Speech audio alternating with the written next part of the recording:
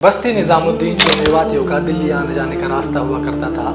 मेवाती यहाँ से दिल्ली आते, काम काज करते और फिर मेवात लौट जाते, पर अल्लाह को इनसे काम लेना था और इनकी मुलाकात करानी थी मौलाना मोहम्मद इस्माइल से, जो बहादुर शाह ज़फ़र के एक रिश्तेदार मिर्ज़ा इलाही बख्श के बच्चों को ट्यूशन पढ़ाते। 64 खंबा के पास एक छोटी सी मस्जिद हुआ करती थी, उसमें रहते, जिसे अब बंगले वाली मस्जिद भी कहा जाता है। मेवातियों का दिल्ली आना जाना और हज़रत मौलाना के दिल में दीन की फिक्र। एक दिन नमाजियों की तलाश में मस्जिद से बाहर टहलने को निकले तो देखा कुछ लोग खड़े हैं। नाम पता करने से मालूम हुआ कि मेवाती हैं और मुसलमान हैं। दिल को और जानने की ख्वाहिश हुई तो उनका इरादा मालूम किया। पता लगा कि काम की तलाश में है। मौलाना ने सवाल किया कि कैसा हो कि वो अगर उन्हें काम दें। मेवाती बड़े खुश हुए, आज दिल्ली पहुँचते ही काम मिल गया। वो मौलाना के पीछे पीछे हो लिए। मेवातियों का हाल बिल्कुल ऐसा था जैसा हमारे नबी सल्लल्लाहु अलैहि वसल्लम के आने से पहले अरब में था। वो लड़ाकू, सादा और अपने इरादों में मजबूत थे। वो जिस भी काम को ठानते कर गुजरते और इसकी वजह से उनमें आपस में लड़ाई झगड़े भी चलते। बहरहाल मौलाना ने उन्हें वज़ू कराई, नमाज पढ़ाई और दीन की बातें बताई। शाम हुई तो उनको 2-2 आने मजदूरी देकर विदाई ली। मेवातियों की खुशी का ठिकाना नहीं था।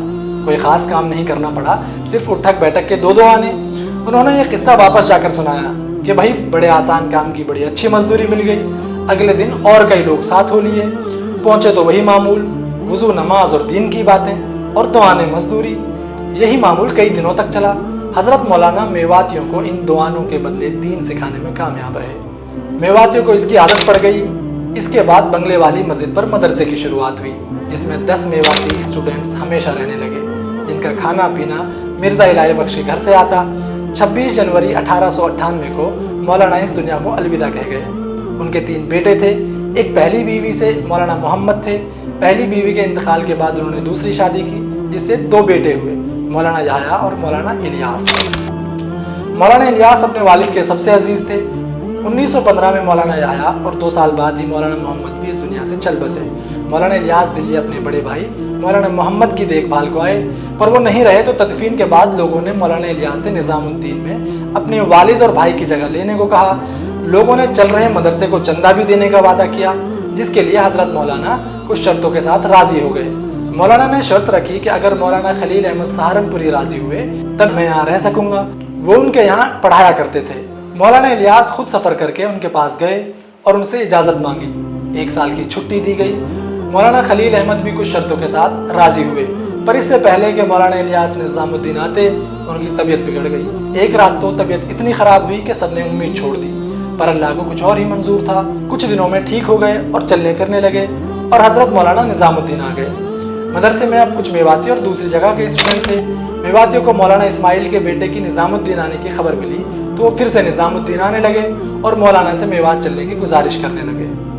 मौलाना ने महसूस किया कि मेवात में दीन फैलाने का सिर्फ एक तरीक़ा है, और वो है कि लोगों को स्टूडेंट्स के थ्रू दीन और शरीयत के बारे में बताया जाए। पहले मौलाना इस्माइल और फिर मौलाना मोहम्मद का भी यही तरीक़ा था। वो बच्चों को पढ़ाते और फिर मेवात दीन का काम करने भेज देते। इससे मौलाना को ज़्यादा फ़र्क नहीं दिखा तो उन्होंने तय किया कि मेवात में ही मकतब और मदरसे खोले जाएं। मौलाना जानते थे कि मेवात के लोग उनसे मोहब्बत करते हैं और बुलाना चाहते हैं, पर वो जाने के पीछे एक मकसद चाहते थे, मकसद जिससे दीन को मेवात में जल्दी से जल्दी फैलाया जा सके। उन्होंने लोगों के इन्विटेशन को कबूल तो किया, पर उसके साथ एक शर्त भी लगाई कि वो अपने इलाके में मकतब खोलने का वादा करें। मेवातियों के लिए ये वादा करना बहुत मुश्किल था, क्योंकि उनको ये चीज़ नामुमकिन लगी, इसलिए कि लोग अपने काम काज को छोड़कर अपने बच्चों को मकतब नहीं भेजेंगे। हालांकि जज्बाती होकर एक मेवाती ने मौलाना से वादा कर दिया और बाकी अल्लाह के हवाले छोड़ दिया। मौलाना मेवात आए और सबसे पहले उन्होंने मेवातियों से लिए हुए वादे के बारे में पूछा। मौलाना मेवातियों से कहा करते थे, तुम मुझे पढ़ने वाले बच्चे दो, पैसे मैं तुम्हें दूंगा। जो लोग किसान थे वो आसानी से नहीं माने कि उनके बच्चे काम छोड़कर पढ़ाई लिखाई करें, पर बड़ी कोशिशों के बाद तैयार हो गए और ऐसे मेवात में खुले मकतब। मौलाना के सफ़र के दौरान 10 मकतब खुले। एक बार जब शुरुआत हुई तो आगे का रास्ता आसान था और कुछ सालों में ही मेवात में बहुत सारे मकतब हो गए। पर यहाँ पर ना कुछ ख़त्म हुआ और ना शुरू।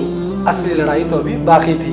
बाकी अगले एपिसोड में कमेंट बॉक्स में ज़रूर बताएं कि आपको इन्फॉर्मेशन कैसी लगी और अगले एपिसोड के बारे में ज़रूर कमेंट करें।